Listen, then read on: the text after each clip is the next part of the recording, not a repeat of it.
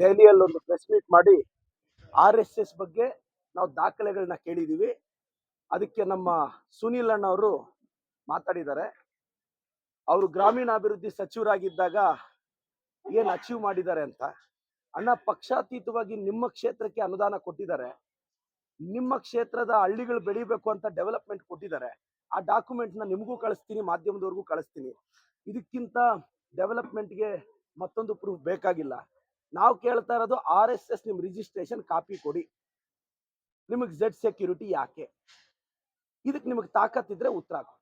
100 ವರ್ಷದಿಂದ ನಾವು ಅದನ್ನ ಯಾರೂ ಕೇಳಿಲ್ಲ, ನೀವು ಕೇಳಬಾರದು ಅಂದ್ರೆ ಯಾರಪ್ಪನ ಸೊತ್ತು ಅಲ್ಲ.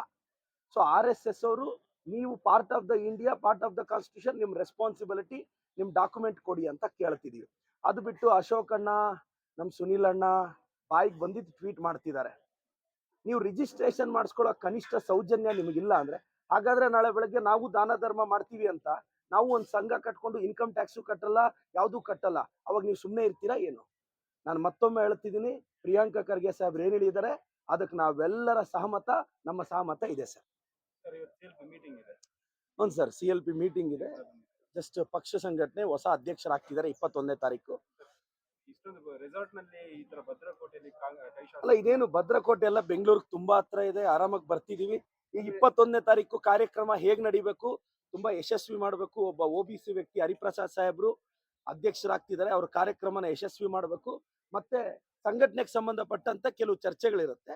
ಮತ್ತೆ ಶಾಸಕರೆಲ್ಲ ಬಂದು ನಮ್ಮ ಮಿನಿಸ್ಟರ್ಸ್ನೆಲ್ಲ ಇಲ್ಲೊಂದ್ ಕಡೆ ಭೇಟಿ ಮಾಡಿ ಅವ್ರ ಜೊತೆ ಆರಾಮಾಗಿ ಒಂದಿನ ಕಳೆದು ನಂತರ ಒಂದೇ ಸಲ ಹೋಗಿ MLC ಎಲೆಕ್ಷನ್ ಹೆಂಗು ನಾಳಿದ್ದಿದೆ, ಹೋಗಿ ಓಟ್ ಹಾಕಿ ನಮ್ಮ ಮನೆಗಳಿಗೆ ಹೋಗ್ತೀವಿ. ಒಂದಿನದಲ್ಲಿ ಏನ್ ತರಬೇತಿ ಕೊಡ್ತಾರೆ ಸರ್ MLA? ಅಂದ್ರೆ ನನಗೆ ಗೊತ್ತಿರೋ ಪ್ರಕಾರ ಈಗ MLC ವೋಟಿಂಗ್ದು ಸಹಜವಾಗಿ ಈಗ ಯಾರ್ಯಾರು ಓಟ್ ಹಾಕ್ಬೇಕು ಅನ್ನೋ ಬೇಸಿಕ್ ಗೈಡೆನ್ಸ್ ಇದ್ದೇ ಇರುತ್ತೆ.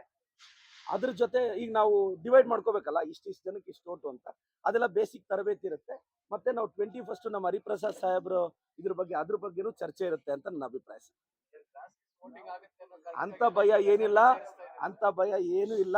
ಕುಮಾರಣ್ಣ ಭಯ ಬೀಳ್ಬೇಕು, ಬಿಕಾಸ್ ಕುಮಾರಣ್ಣ ಕಡೆಯವರು ನಮಗ್ ಆಗ್ತಾರೆ ಅನ್ನೋ ವಿಶ್ವಾಸ ನನಗಿದೆ. Thank you sir.